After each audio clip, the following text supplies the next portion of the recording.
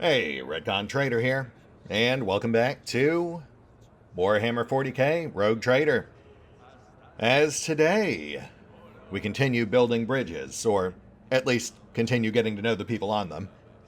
That said, our goals today are to look into our mysterious confessionals, see if we can get that side quest resolved, and then to check out the new Astropathic Chapel. After which we'll resume travel, which should hopefully trigger a new DLC event or two. I am mostly working on guesswork here, though, so we'll see how it goes.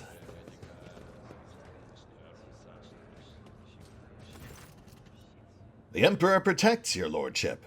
What brings you to this holy abode? Bert, just out of curiosity, do you also make time for confessional, like the rest of the officers do? Why, I always find time for penance on my morning and evening shifts, your lordship. Cool. Glad to hear it. So this is slightly awkward, but have you recently said anything about lamenting the passing of those lost in the void whilst you were forced to live on in their stead? An irrelevant question. His face takes on an expression of fathomless wisdom and calm. Our fates are in the Emperor's hands, and he does as his plans require. Fair enough. And no point in asking you about this one, since we already know that's Danrock. For a moment, I thought you had come to confess, but now I see you have taken on the role of cleric yourself. May the Emperor guide you on your quest for answers. Well, gosh, thanks Bert, but, I'll put the effort in just in case. The Emperor helps those who help themselves, etc. Alright, so obviously not him. Which means our second most likely culprit is our new Infernus Master, Montag? Though I suppose in retrospect it could also be someone who outlived Lady Theodora, like Abby. Abby is technically an officer. He's our seneschal. I'm trying to think of which characters have official officer positions on our ship, as opposed to just the guests or hangers-on like Heinrichs and Adira. Heinrichs? Abby, quick word? Lord Captain. Abelard greets you with customary courtesy, but makes sure to scan you from head to toe with his scrutinizing gaze. Oh, shoot, have we never actually talked? Okay, well, obviously he is not the person who left our confession, because it's not even an option here, but... Abby, buddy, I just realized I never took you up on your offer for a primer on rogue trading. A noble aspiration, Lord Captain. I am ready to acquaint you with all the particulars that interest you. Abelard nods approvingly. Well, I feel like I've already gotten a pretty good grasp on things on my own, but let's start with the Expanse. This is a topic for an official briefing, not a casual conversation. But I will try to answer succinctly. And if you permit, in my own words, the Coronis Expanse is considerably removed from the heart of the Imperium.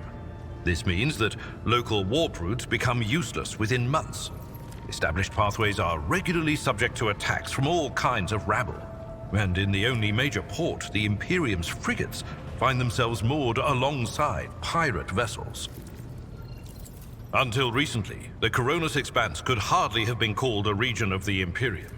The situation has changed with the arrival of the Lord Inquisitor, but not by much. This place operates under its own rules, you see. More radical, so to speak. But ones that allow for a non-standard approach where there is a promise of victory. The Coronis Expanse is considered rogue trader territory for a reason. Only rogue traders have sufficient military might, audacity, and the rights granted them by the warrant to survive the leap into the unexplored part of the Expanse, and in the event of a successful outcome, to hold on to whatever they manage to capture on the frontier. Right, right. So, mostly just telling us things we already know, but what about the major players? Anyone I've overlooked? In the first instance, you should treat official representatives of the Imperium with respect.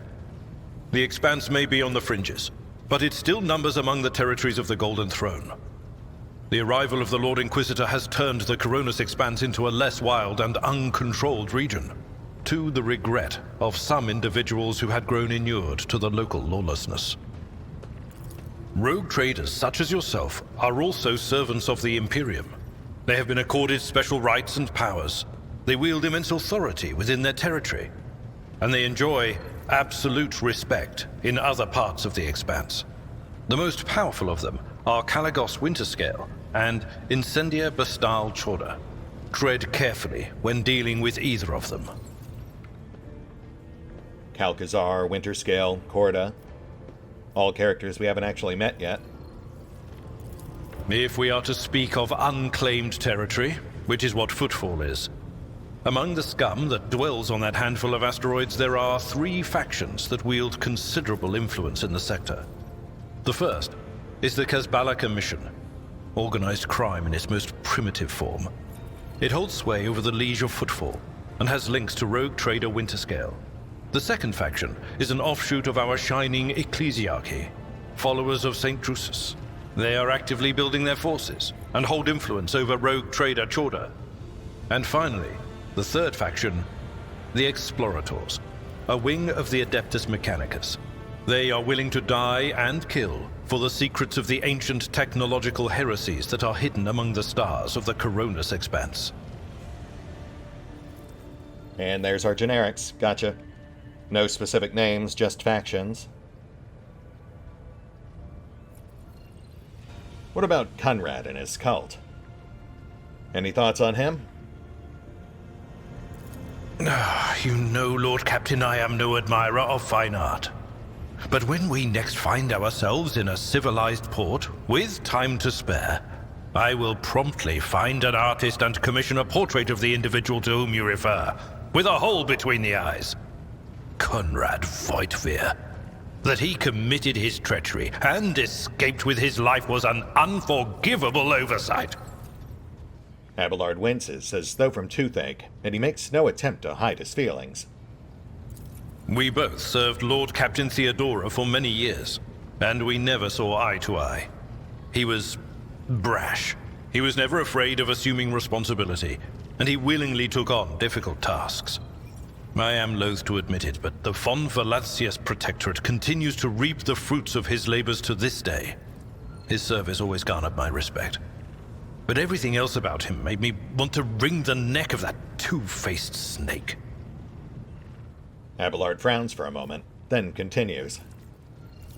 The tragedy with the Dargonos fleet vessel only confirms my fears. Conrad will miss no opportunity to harm you, and most likely complete his mission. The Master of Whisperers is continuing to use the tools crafted by his own hands, and which are hidden in the depths of the Von Valancius Protectorate. Any of your subjects could be an agent of his, working to serve his interests. Be on your guard, Lord Captain.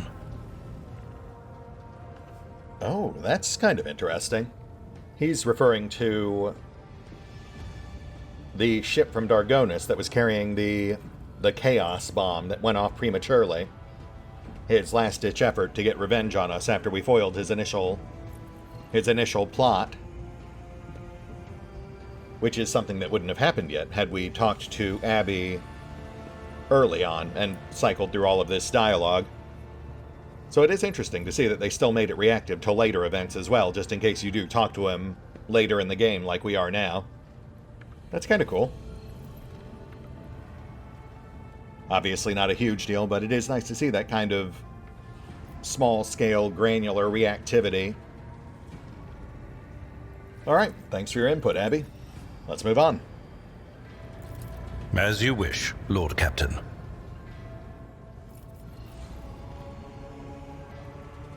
Actually, as long as I've got you, I wouldn't mind getting to know you a little better either. We have been fighting side by side for a while now, essentially counting on each other to watch the other's back. Now that we finally got a quiet moment, you mind if I ask a few questions? As you wish, Lord Captain. What would you like to know? Well, what did you do before you were poached by my, cousin? Question mark? I used to be an officer in the Navis Imperialis. No, used to be is not quite right. It was not simply a job. It was my calling, the essence of my life. I was proud to serve Lord Captain Theodora, but in my heart and mind, I'm still an officer of the Imperium. Abelard replies proudly. I met Lord Captain Theodora on a mission where the Imperial Navy was providing reinforcements to the rogue traders' army on one of the frontier worlds. Our acquaintance was not easy. Working with people outside the Navy hierarchy has never been my strong suit. It was to my great surprise then, that after the mission's completion, I received a referral to leave my service in the Navy and join the rogue traders' personal council.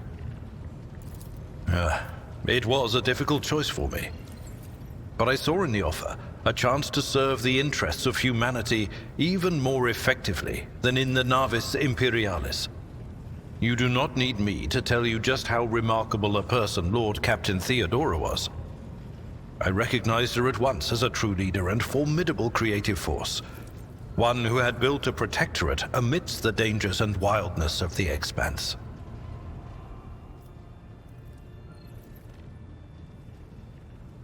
Yeah, that can't have been an easy choice. It sounds like you took a lot of pride in your work as a naval officer.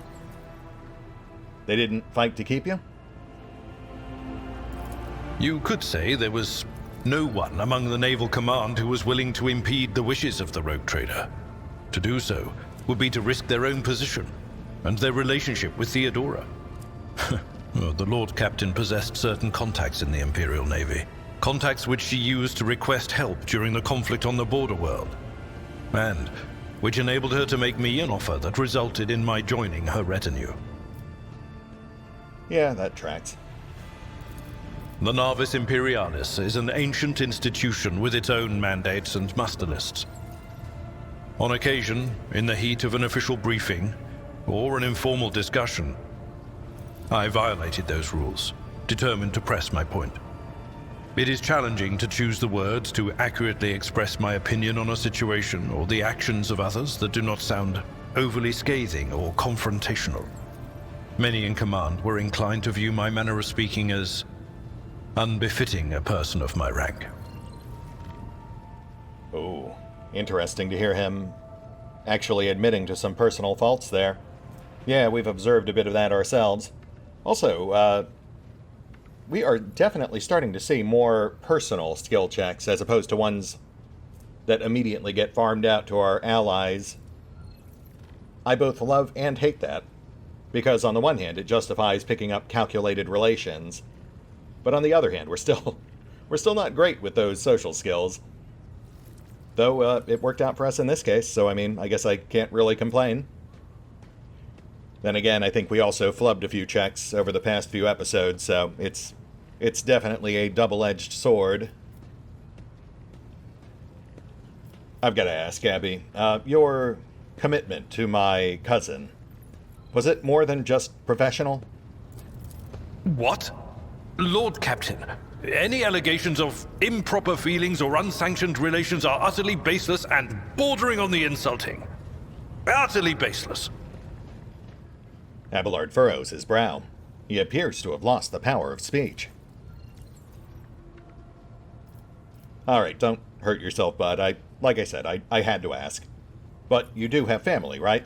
Like, obviously, I've met your granddaughter. I am a widower. I am a father of 4, and if my information is not outdated, a grandfather of 11. My family lives on Dargonus.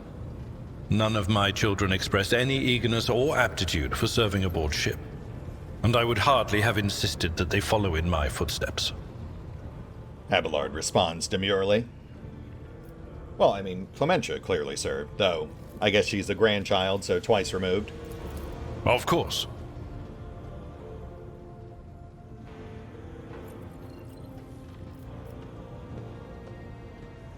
Hey, shot in the dark here, but as someone who has clearly been in a much more committed relationship than I've ever been, what would you get a woman that you are romantically interested in asking for a friend? I used to give Genusian lilies to the girl I liked, but the species long since extinct. Now it lives only in my memory. Ask someone else, your lordship. I am too old to remember how to charm young ladies. Frowning, the seneschal looks away. Aw, I'm sorry, bud. Yeah, it's easy to forget this guy's supposed to be like, I don't know, 400, 500 years old. Which is part of why I kind of expected him to be the one who had left that confessional. But apparently not. Lord Captain. I like Abby. You know, it's funny, back in Alpha and Beta, he always struck me as being kind of boring and uninteresting. But he's actually kind of the rock, the foundation for your entire crew or your entire party. He's what I imagine would be like the one constant, no matter what philosophical path you ended up ultimately taking. Though I will admit it's hard to imagine what he would do if you went full heretical. Though I suppose if he were ever going to turn on you for something, it would be to protect his own family.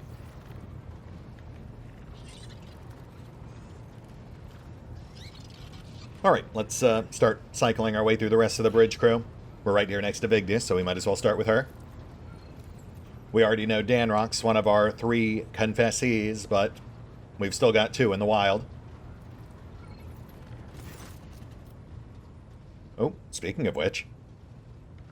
When you approach, Vigdis pulls away from fine-tuning another Vox and bows her head. Lord Captain, the ship informed me of our imminent meeting. Vigdis, it's come to my attention that you might have some hidden expertise in lop-eared Clepis. I assume you heard my confessional message, Vigdis replies without a hint of awkwardness. Do you wish to talk about it? I do, but mostly just to understand why. I was fault-checking the Vox device in the ship's reliquary. Message recording works, but deletion does not. You have helped me establish that. Thank you. Yeah, no problem. But why a message about lop-eared Klepas in particular? Is there really no deeper meaning? At that time, I had nothing to repent of, so I dictated an excerpt from an old letter to my mother. As you heard, it contained arguments in favor of keeping lop-eared Klepas on the ship. I can still recite it from memory. Oh, I see. Well, I mean, for what it's worth, I found it to be a fairly compelling argument. Would you object if we were to get some lop-eared Klepas for the ship?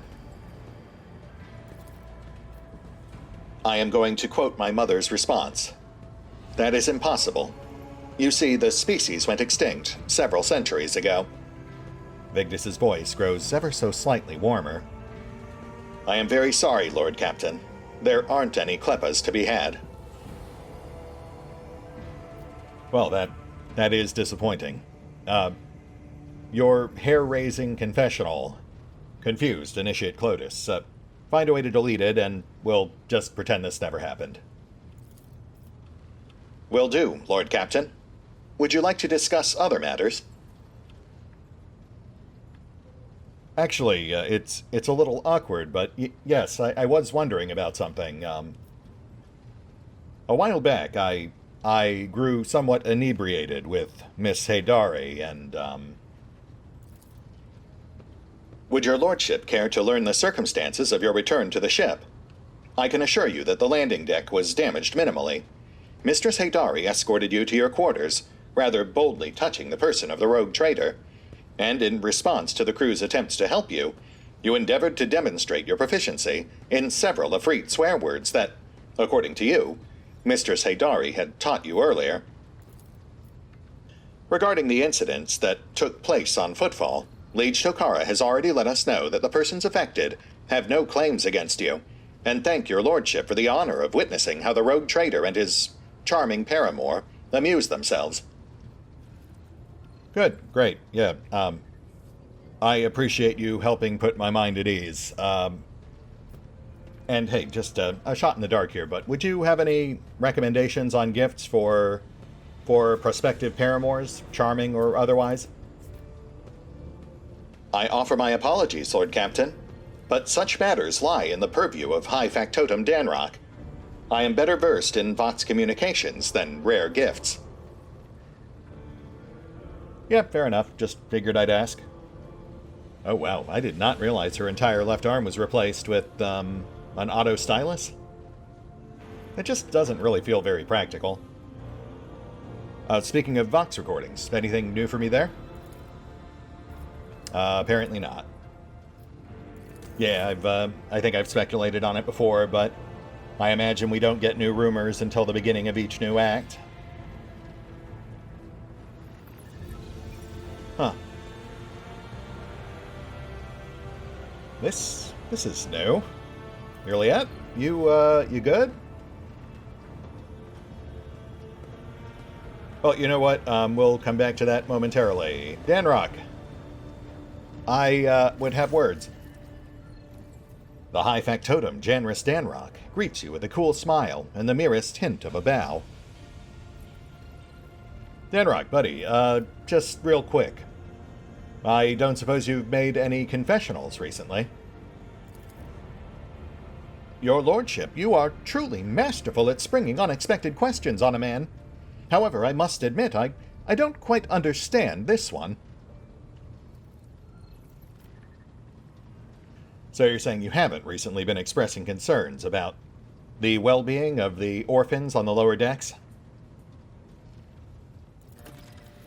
The factotum fidgets nervously with the rings on his fingers until he musters the courage to reply. I will not pry into how your lordship found out about my confession. I suppose it raised some questions for you? More for the poor initiate than me, really, but I will admit I am somewhat surprised you didn't really strike me as the charitable type. As am I, to tell the truth.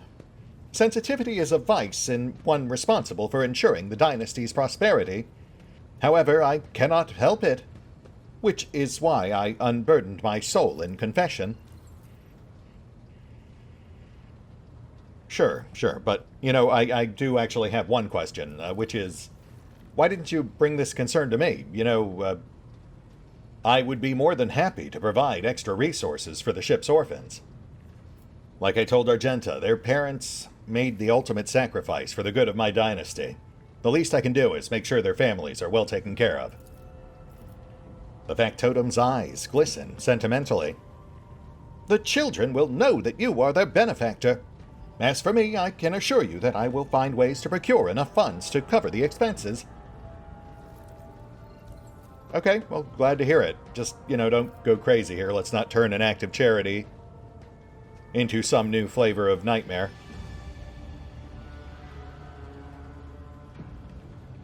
And you know what? As long as I've got you here, I know it's slightly awkward, but apparently Jay is expecting some sort of gift. Do you have any idea what someone like her would even want? What, is she not satisfied with stealing from your coffers? Ahem. I humbly apologize. Certainly, your lordship. All will be taken care of. Might I ask what you had in mind for your esteemed companion? Given her conspicuous penchant for luxury, the gift needs to be something remarkable indeed.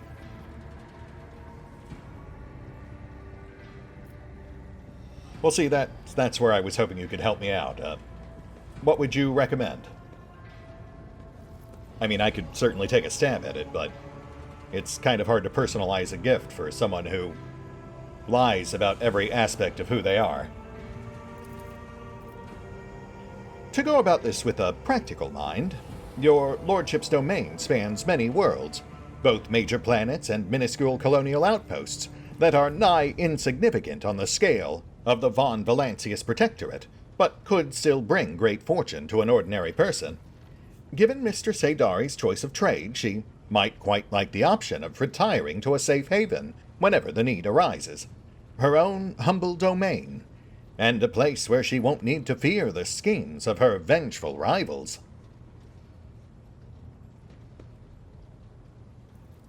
You know, that's actually not a bad idea, especially in light with what recently happened with her rival Falco and the death of her unfortunate subordinate.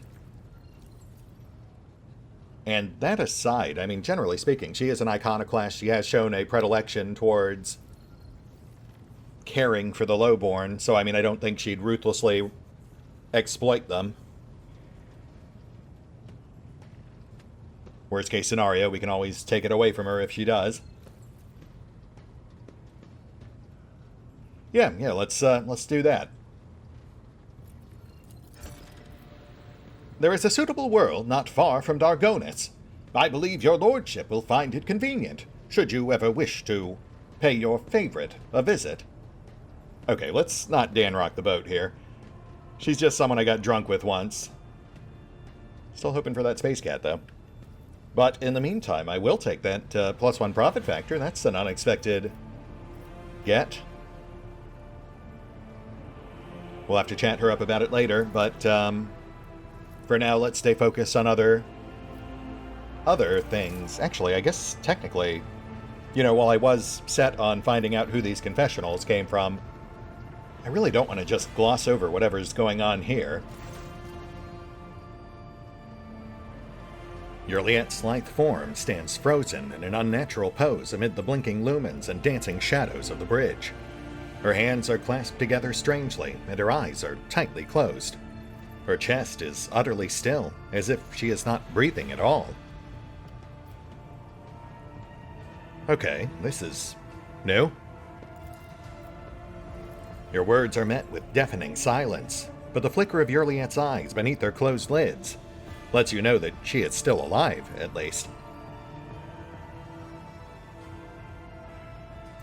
Okay, well, I guess the safest course of action is to just wait quietly with her.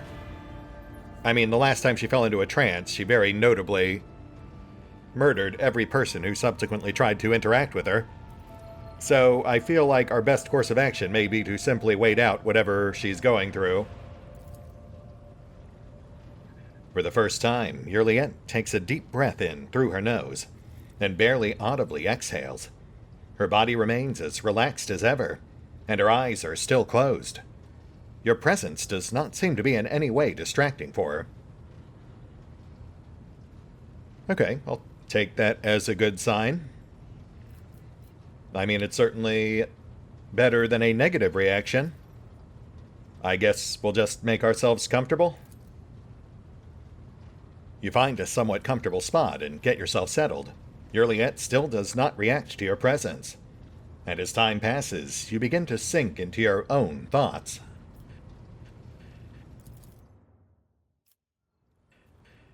The gilded chrono in your hands tells you that 2 watch hours have already elapsed. Your muscles feel stiff and your head feels heavy on your neck. When you next glance around the small section of the bridge that Yurliet has adapted for her own use, you catch someone's sharp, attentive gaze. You are still here, Elentak. Yurliet's words do not sound like a question or an expression of surprise. Her eyes quickly sweep over you, and she nods in greeting.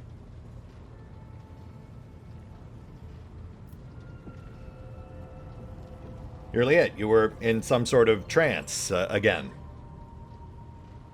I assume it was intentional this time, like an elf-guided meditation? Yes. I am sometimes surprised by the depth of your knowledge of my kind's customs, Elentak. But even if listening is your only skill, that in itself elevates you above billions of other monkey. Yurliet arches her delicate brows. Wow, condescending. Also, please don't pronounce it that way. It's awkward. My meditation is immersion. Immersion into myself, my inner world. It is my chance to speak to myself, but without words, or to heal wounds that cannot be seen with ordinary sight. It is difficult to explain, even in the language of the children of Asurian. There are so many meanings and shades in its sound alone, and the monkey tongue is too sparse and awkward. No. Immersion must be seen to be realized. Juliet frowns uncertainly. I should say, Elentark, that during meditation, the mind does not leave the body. Part of it remains vigilant, monitoring what is taking place outside. So I heard every word you said, and I saw everything you did. Juliet lets her eyes fall half-closed, giving herself over to memories while still watching you. Restraint is not a trait that your kind is known for. And yet, you did not interrupt my immersion, Elentark. A worthy act. I will remember this. Juliet nods to you, curtly but gratefully. Yeah, don't mention it. I mean, you have murdered people for touching you before, but, So you did know that I was here the whole time? Immersion requires concentration and unity of mind, body, and spirit. Entering this state unprepared, or coming out of it suddenly, can be harmful. Okay. Understood. You know, maybe don't do it out in the middle of the bridge in the future, but I'll let everyone know. Juliet nods wordlessly.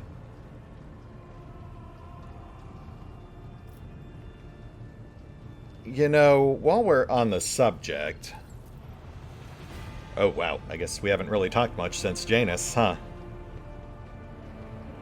Alright, well, I mean, yeah, we're here.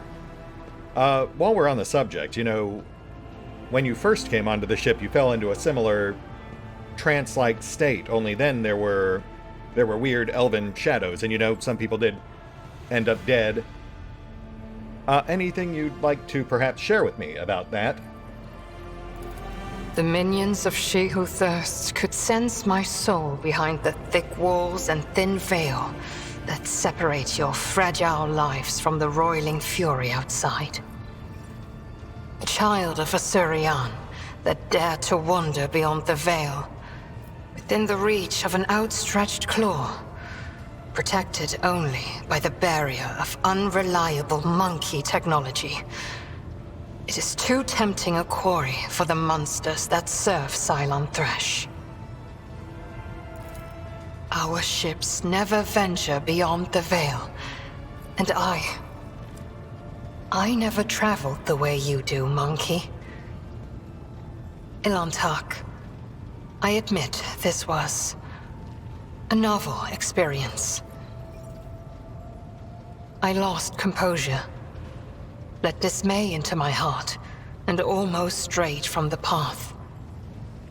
This moment of hesitation drew the attention of She Who Thirsts, but I summoned my will and used the knowledge of meditation to achieve balance, and hide my soul behind an impenetrable wall of resolve.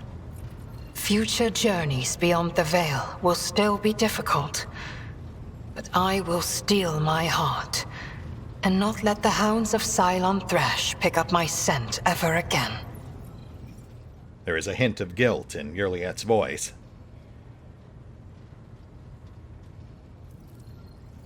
Okay, well that is also good to know. And I mean, to be fair, things did settle fairly quickly after that first incident or two.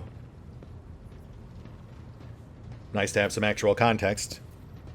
Not just for that, but also for why she was meditating just now, I suppose. On a vaguely similar note, we've also come across numerous rumors of your kind, your kin, ravaging the sector. I assume you have thoughts on all of that as well? Is that snake venom seeping from your lips? We, the children of Azurian, are no strangers to the art of war. We are not raiders, or butchers, or least of all, fools. When a craft world is beset by calamity, its inhabitants do not start a war with every monkey in the sector. If you are looking for enemies, look for them elsewhere. I mean, Juliet, you were there with us on Janus. There's a whole bunch of dead humans that were very explicitly killed by... You know what? It's fine.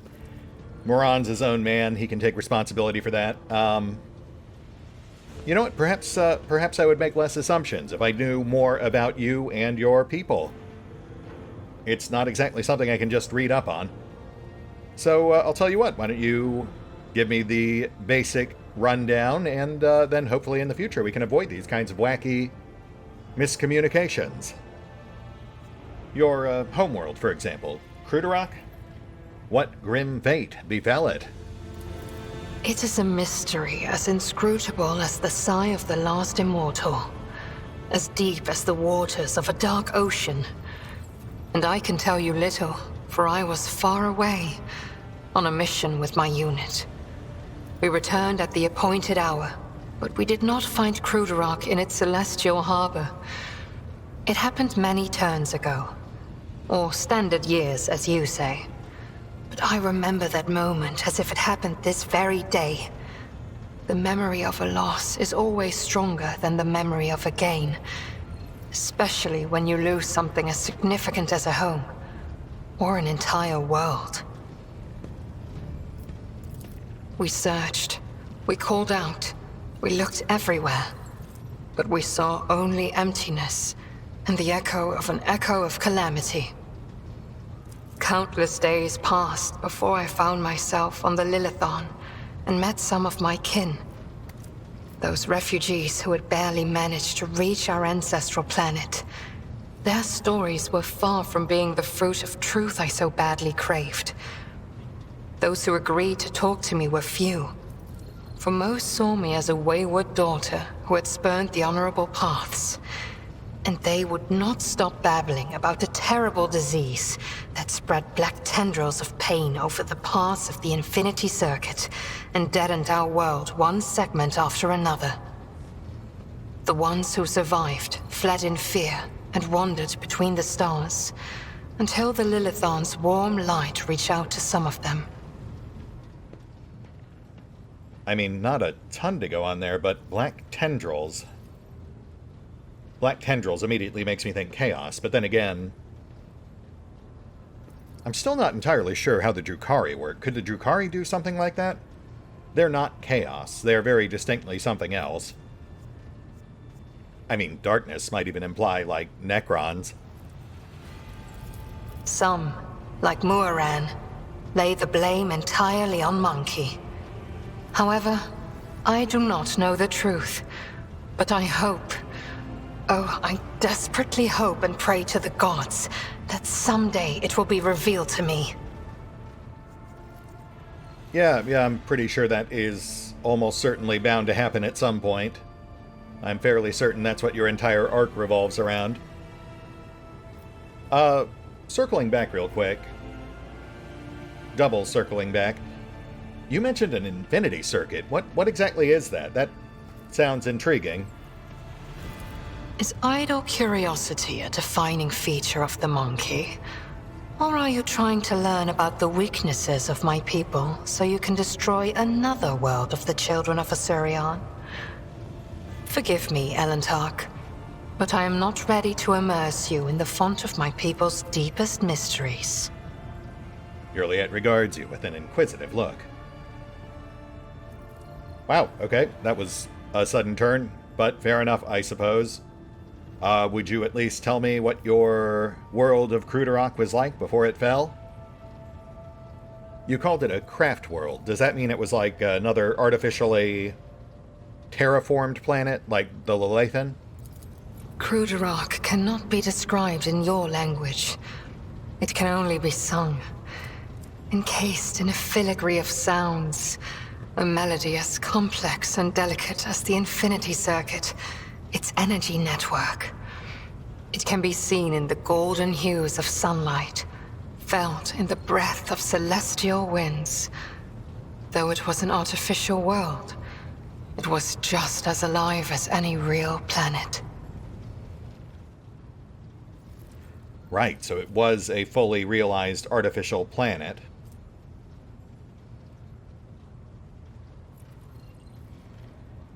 Also, you've really got to stop bringing up infinity circuits if you don't want me to ask what they are. But I must see clearly. Not only light, but also shadows. I yearn to remember only Crudarach's beauty, but it had a dark side too. My world was isolated for too long. Like a lake of stagnant water. There was no movement or renewal, and even the sweetest outbursts of life soon turned fetid. Who knows? Who knows? Had there been no stagnation, had our elders not been so blind in their dogmatism and our youths not lacking in courage, then perhaps Crudarach would still be alive even now? Interesting, interesting. You know, it does sort of recolor her behavior. The idea that she has these deep, festering doubts about the customs of her own kind, but keeps trying to sort of prop up her vision, her idyllic vision of Eldari society, despite the obvious shortcomings and glaring flaws, and the fact that, of course, everything did ultimately fall apart. A cycle of self-destruction she's now sort of trapped watching play out over and over again with folks like Moran or the various other survivors that she has us trying to help her track down and, I guess, save from themselves. An entirely artificial world. How did that even work? Was it like Janus or something else entirely? Is idle curiosity a defining feature of the monkey? Or are you trying to learn about the weaknesses of my people so you can destroy... For goodness sake. I am afraid your life is too fleeting and your memory too feeble to encompass the entirety of my knowledge. My people ruled the stars when yours did not even have a name. But many of our songs and stories were lost, stolen by she who thirsts. I can tell you the children of Asuryan lived, created, caressed the stars as if they were pearls on a string, until Cylon Thresh smothered our empire in her terrifying embrace. Yeah, sucks. Different branches of the Eldari chose different paths to salvation. My ancestors chose an eternal journey through the starry void, living on craft worlds instead of real planets. We rescued countless wonders from the days before, but far from all. You saw this on the Lilithen. Not even we can always master the gates our ancient ones built. This is the story of the Asuriani. There are branches that chose a different path, gruesome and frightening. But I do not wish to tell you about them. That is our dark side, just as your kin have many dark sides of their own. Right, okay, so that is a definite nod to the Drukhari. Something I feel like we should be able to ask her about, but perhaps that'll come in time as we get deeper into the whole Dark Elf arc. Since I suppose technically we haven't really delved too far into that just yet. That's just beyond Dargonis. Also interesting to see her mention the warp gate again, because we do have one on Janus. Moran was trying to activate it when we arrived, though in theory he was unsuccessful. Though I suppose that might be how they escaped from Crudarach and came to Janus in the first place. Though that's not what she implied with her earlier comment. She implied they were drawn to Janus later. That said, we probably can assume that something will be coming through that gate at some point. You keep mentioning this. She who thirsts. Silent Thresh. who or what exactly is that? Why ask this question? Is it idle curiosity, or something else? Do not turn your thoughts towards Cylon Thresh, whatever your motive. She is downfall. She is hunger. She is the enemy of all that is good in the universe. She is an enemy to the Eldari, and I hope to you as well. Yurliet stresses the last words, looking at you inquisitively with dark eyes. Alright, calm down. I mean, I feel like just our adventure together on Janus would show you that I am not, in fact, in Cylon Thresh's corner. You know, hence all of the worshippers of hers I shot. We are as different as starlight and its reflection in a muddy puddle. But we share a common enemy. Constancy is our strength. Yurliet tilts her head. Oh, Yurliet, talking to you gives me mental whiplash. You are so deep and yet so shallow and murky at the same time. I'm guessing that's why you must be the muddy puddle, whereas I am scattered and strewn across the stars. As you wish, Elantark.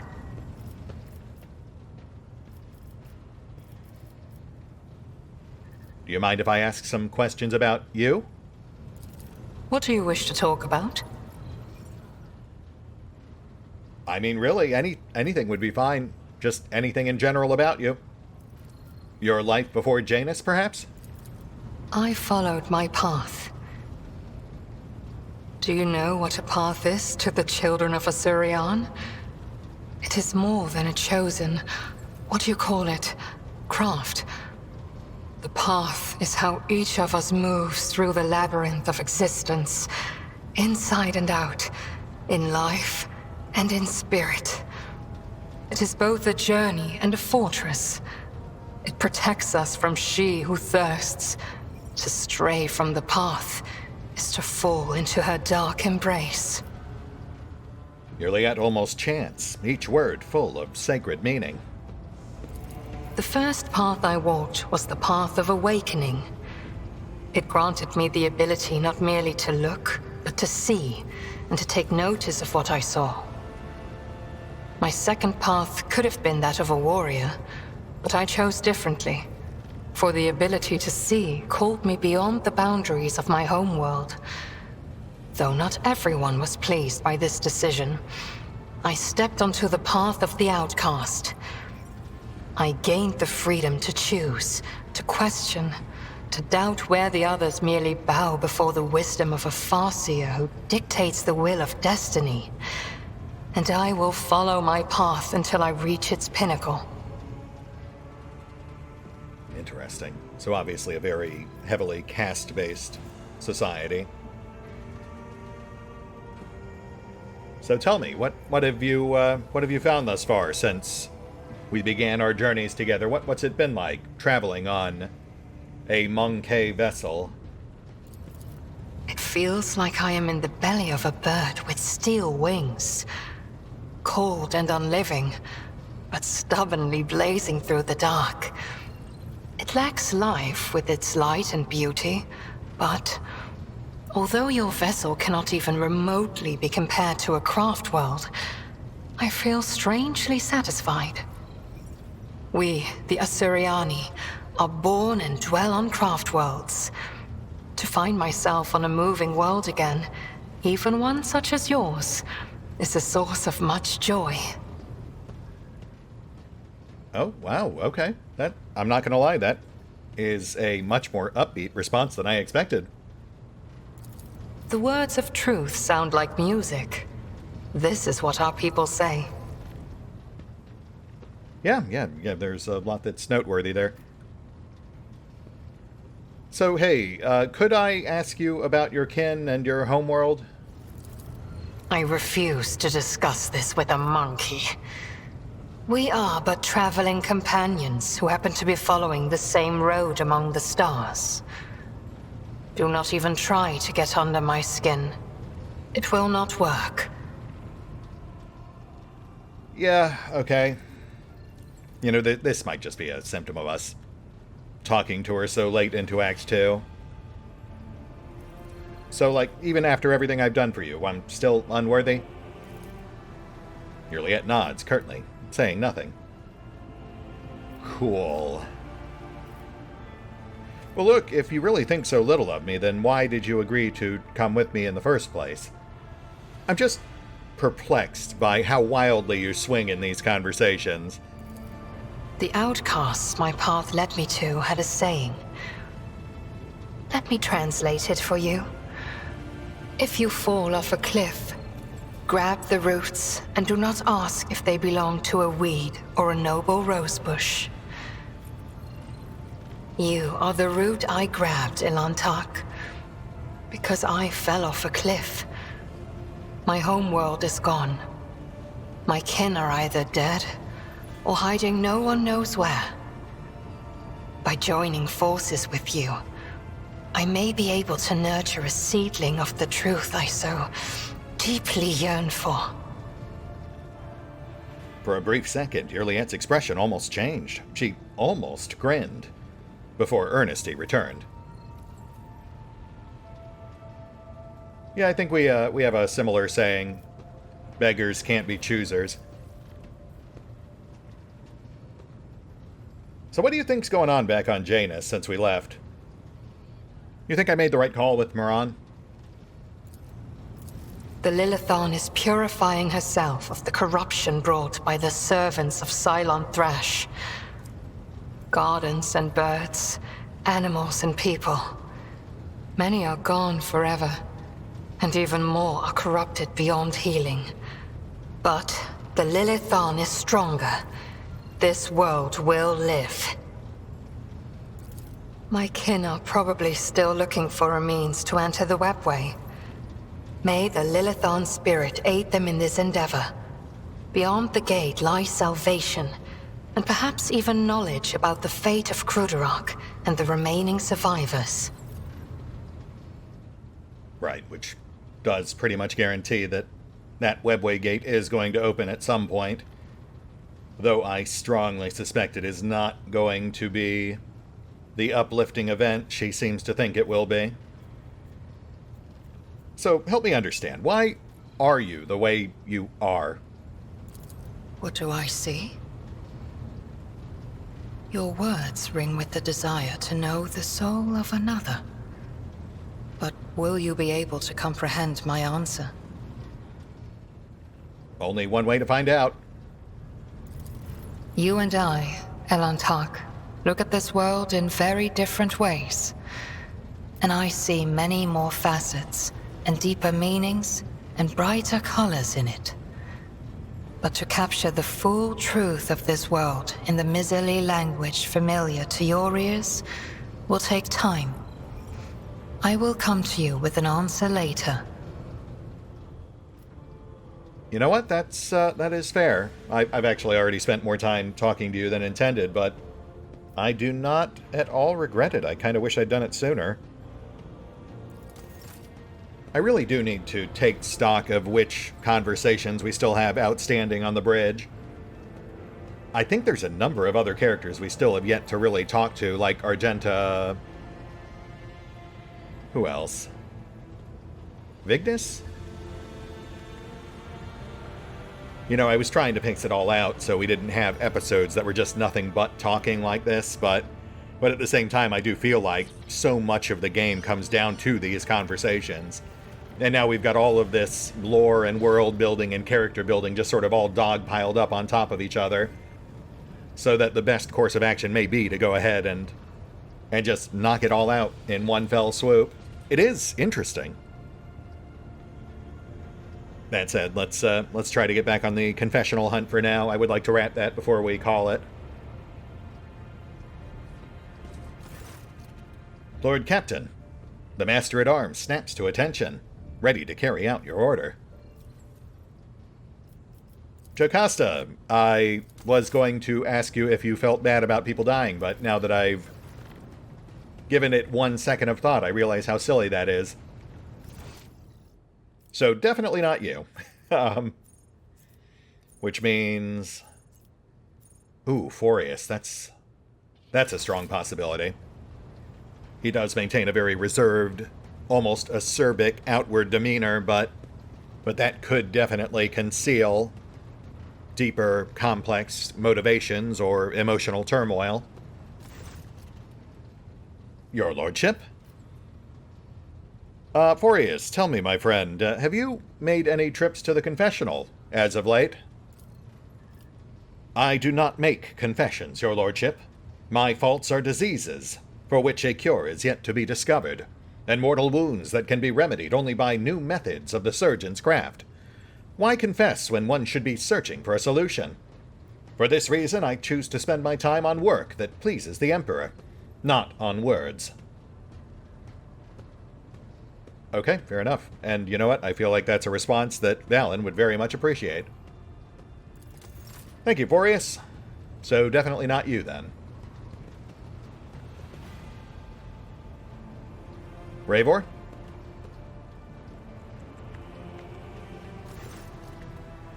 Oh, shit, have I not talked to you either?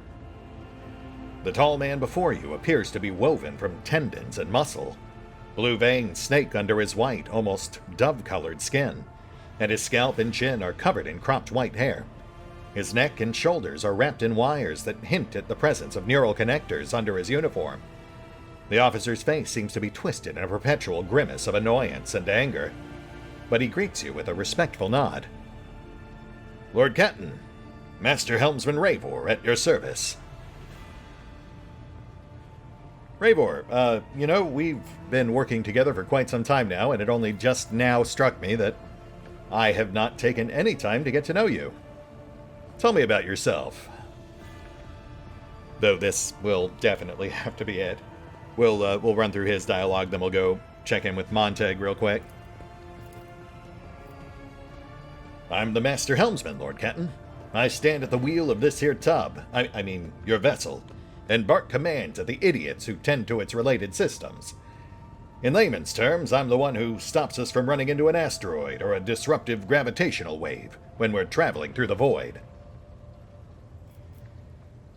Right, so you're the one who essentially steers the ship in real space. Ha! I wish that was my only job. I have to steer her through the warp, too. But most of the credit for that goes to the navigator. The warp's a nightmare, always tossing up something new. All my years at the helm, they count for nothing in there. My part's small enough. I just monitor our systems, follow the charted route, and I don't kick up a fuss when new orders come in from the navigator's sanctum. Real space. Now that's where I keep my eyes peeled. Gravitational anomalies, void currents, hard radiation. That kind of shit shows up everywhere. Thank the Emperor, the augurs on this vessel are holding up. And so far, we've been able to spot if something bad's coming our way. Right, yeah, that's got to be a lot of pressure. Though, it sounds like obviously you don't do it alone. You've got a bunch of idiots helping you with that? Yeah, there are too many to list them all. Tech priests from the Engineerium, voidsmen from the augur decks, the work-shy fools on the bridge. I'd have every last one of them flogged. They all need a wake-up call. They need to be whipped into shape, or else this ship will be going nowhere. Or even worse, it'll go somewhere we don't want it to. Well, I'm glad to see that all that pressure hasn't gotten to you. I notice you didn't explicitly mention the navigator in your rant there. Ravor stares at you before blurting out. Damn it, Lord Kenton.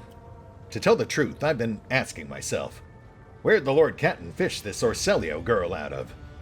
Now, it's not like I've met many navigators, but this one. I don't feel safe with that little princess pulling our void ship through the warp. She's done a decent job so far, though, so I guess she's managing. Careful there, Ravor. That almost sounded like a compliment. Right you are, Lord Kenton. So if I may steer the conversation a little, I don't suppose you've been to confession recently? No, I'm up to my connectors and work as it is. Right, so no deep-rooted trauma or regrets about those who have perished in the warp? Sounds like those weren't trying hard enough or listening to their higher-ups is all. Or as someone you know died on you and I'm supposed to offer my sympathies. Ravor grunts and looks away. Odd choice of person to come to with something like that, Lord Kenton. You know what? That is 1,000,000% fair, bud. I really kind of figured that, but what's the harm in asking, right? So it's definitely not you. It's got to be Montag, then. I'll be blasted if I understand a thing, but I'm here to serve. Something else you'd like to discuss? Actually, yes, apparently. I don't suppose you've heard of a ship named the Fiery Reckoning. I found mention of it in Theodora's notes. Ravor winces as if in pain. I've heard the name, that much I'm sure of, but I can't recall the details. Ha! I wonder if it was part of that operation that the late Mort was put in charge of. If it was, then there's nothing I can tell you, Lord Catton. The whole thing was kept under wraps. Your best chance would be to ask the High Factotum. Maybe some of his treasury records have mentions of this Fiery Reckoning. Oh, wow. Unexpected name drop for Mort, of all people. That's unexpected. You know, that might actually recontextualize his death. Up until this point, I've been kind of operating under the assumption he was just a target of opportunity, or an obstacle, with the real goal being to kill Theodora. But if he was an intrinsic part of her secret project, then that could certainly imply that he was very deliberately targeted. Hey, Ravor, you're a Voidborn, right? That I am. Born into a helmsman clan in the bowels of a Chartist vessel. Studied the family trade until I was 15. Then my entire clan was butchered in a mutiny by lower hold scum. They spared the young'uns, of course they did. Kids with implanted connectors make great navigational servitors. But I was having none of it. They weren't going to make a servitor out of me, so I escaped into the crawlways. And then I spent months picking them off, one after the other. Ravor stops abruptly. You got me talking up a storm. Anyway, yes, I'm a Voidborn. No, please, continue. It's one of the rare cases where you've actually volunteered information. I'd love to hear more. Ravor stays silent for a few seconds. Not much else to tell. I gutted everyone I could get to, and then I fled upward to the middle decks. That's where the auger operators took me under their wing. They have apprentice helmsmen of their own up there, you see. Nobody asked me any questions, so I stayed. I grew up, trained, got smarter, then ended up a junior helmsman. A dozen years later, Danrock spotted me and lured me away. The cheeky blighter. Yeah, he does seem to have a soft spot for orphans. Sorry, Ravor, I didn't mean to offend. I can see you're not exactly the chatty type. Ravor's eye twitches, which makes the grimace on his face even uglier. Have I done something to displease the Lord Catton? No, actually, far from it. It's refreshing to meet with people who I can actually just talk to. It does get a bit wearisome, being a constant object of worship. The helmsman's perpetually twisted mouth twitches as if he's trying to smile. It looks sinister rather than friendly. Oh yeah? Well, I'm pleasantly surprised myself that you aren't having me flogged for insubordination. But wonders never cease. Ravor points at the cables around himself. Connecting wires. Once they go into the control panel, I become one with the ship. Except the bloody cogs messed up the wire stimulus injectors and connectors when they implanted them. They twisted the wires the wrong way or burned something in my noggin. Anyway, I can't sleep. It just doesn't happen anymore. It's been 30 years of non-stop stimulants and a splitting headache. So you'll forgive me if I'm not all smiles, Lord Catton. Right, Forius did mention faulty implants. I do like the overlap in the various conversations. It helps paint a more three-dimensional picture. So, what else can you tell me about the Voidborn? Ravor winces and rubs his temple. Lord Captain, I mean no disrespect, but you'd do better to find someone with a knack for conversation. Like Ptolemy, the new Boxmaster. I ain't the talking type. I just get the ship where she needs to go. Best let folks stick to what they do best. Right, of course. But if I may ask one more thing. Would you care sharing your thoughts on the rest of the bridge crew? Good-for-nothing wasters, that's what they are. Each and every one. Take Janris Danrock, that highborn weasel. He fawns over the officers, but some of the deals he makes would get him burned alive. He drags other people into his scheme so they can take the fall for him, too. One of my junior helmsmen is ferrying goods from Footfall for him. Got caught by the Seneschal and ended up in the Void Hatch. Danrock couldn't care less. The Voxmaster, another Ptolemy like the last one, Void rest him, is no better. She cut off half the Vox channels the day she took up her post. Said the Vox systems were damaged and the Engineerium had no contact with other modules. But how am I supposed to steer the ship? Collect the COGS reports with the powers of my mind? First officer Wersurian. I can't stand him. Like every Navy officer I ever met, he doesn't know a thing about controlling a vessel in the void.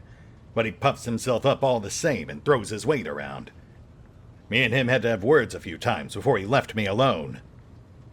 Thank the Emperor Lady Theodora trusted me more than the Seneschal when it came to helming a void ship. Then there's that woman. What's her name? Tlass? Lady Theodora brought her along wherever she went. And look what happened to her. I wouldn't be surprised if it turns out it was that witch that delivered her to an early grave. Just like countless souls before. I don't see why anyone would want that walking calamity on their ship. But some would disagree. They say she's friends with young Ptolemy, you know? Or at least, she used to be. Right, yes, I have heard that. So tell me, Ravor, do you actually get along with anyone? Ravor looks perplexed. What kind of question is that? I like you, and Lady Theodora before you. Where would I be if I was making cracks about the rogue trader? Ha! I don't want to die just yet. I mean, generally speaking, I like to imagine... You know what? That's fine. Lord Captain, Ravor acknowledges you with a nod and turns away. Ravor. I do like him. You know, much like with Forius, he's very gruff, but also very, very professional. And Valen in particular, I think, would appreciate those particular traits.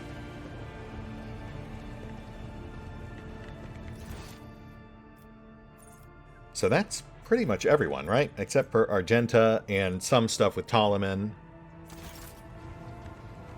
And then Montag, who we still have to ask about the confessional. I think that's it. The Lord Captain himself. To what do I owe this honor? Montag, just real quick. I don't suppose you've stopped by the confessional as of late? Sounds like the start of an interesting conversation. He looks you directly in the eye. No, I have not. Really? So you don't wonder why some must go on living while others are destined to perish in the warp? Heinrich takes a long puff, burning up half the low stick in one go. I don't know, Lord Captain. I simply don't know. Too many good men have been devoured by the damned warp, and it will never be sated. It's hard to think about it. But you're not the confessing sort. You're right. I'm used to talking about important things in heart-to-heart conversations. Heinrich flashes you a genuine smile. Like the one we're having right now. Okay, fair enough. So it's not you.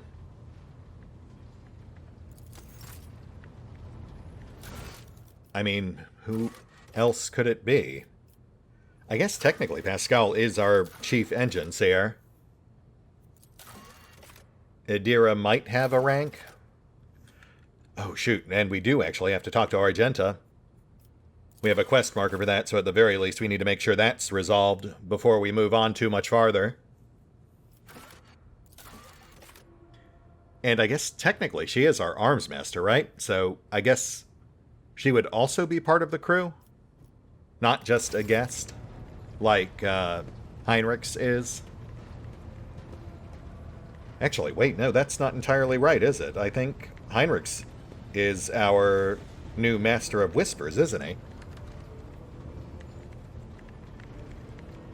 And Cass is our ship's navigator. Also, I guess it could be our astropath. We haven't actually talked to him just yet. Yeah, I guess I kind of lost track of that. That was like one of the main two things I wanted to do today. Was resolve this whole Confessor quest. And pay our first visit to the Astropathic Chapel. But I got hopelessly sidetracked by all this other bridge chatter. Which, again, I'm fine with. I mean, this is very interesting stuff. Not to mention, we picked up at least a few quest hooks or clues we might have otherwise missed. Though, by and far, I think the biggest twist they hit us with today was that random name drop for Mort, who I really did think was just an incidental, random throwaway side character. Who, come to think of it, you know what, I'd have to go back and double check, but I think Fabricator Censor Delphine was also involved with the creation of the Fiery Reckoning. I think he was specifically brought in for that project, right? Oh, and then Theodora's notes about the tech plague, that actually kind of recontextualizes everything we saw back on Kiava Gamma, too. If we start rethinking everything through the lens of this all just kind of being ripples created by the catastrophic failure of whatever secret project she was personally trying to accomplish. Lots to think about there.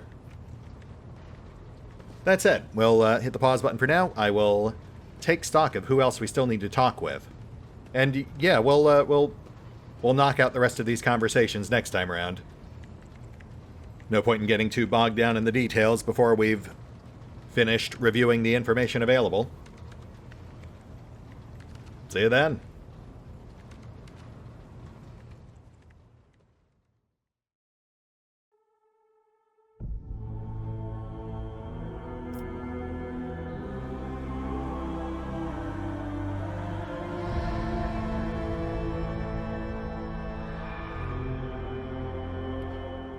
Oh, and special thanks to the Raiders, the fine folks who help make these videos possible, including but not limited to Eerie V23, Revenant, Alois, Dragon Matrix 7, Drakiith, EgonAlter, Exsellsior, Gottlieb, James Trimmier, Kazorm, Mark Giemza, Nathan Welch Jr., OverlordPherom, RandomPassrby, RobbyB, Tomasz Piątkowski, Triphoppenskip, and Valinrook.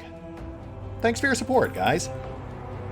That said, if you'd also like to help support the channel, then feel free to push the buttons that do the things. Trust me, it does make a difference. Or you could even check out the PayPal, the Patreon, the Nexus GG, or the YouTube memberships. Links are in the description.